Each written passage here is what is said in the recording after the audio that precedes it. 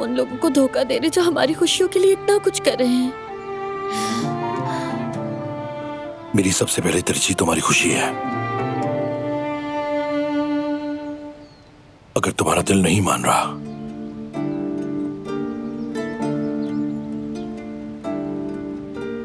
तो सच बता देते हैं। हाँ, यही बेहतर होगा। झूठे रिश्ते को घसीटने का कोई फायदा नहीं।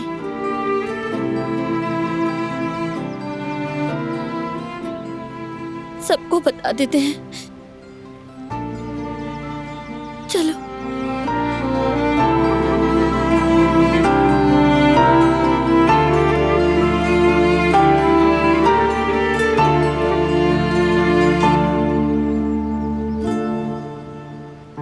अल्लाह, मैं चच्चा बनने वाला हूँ।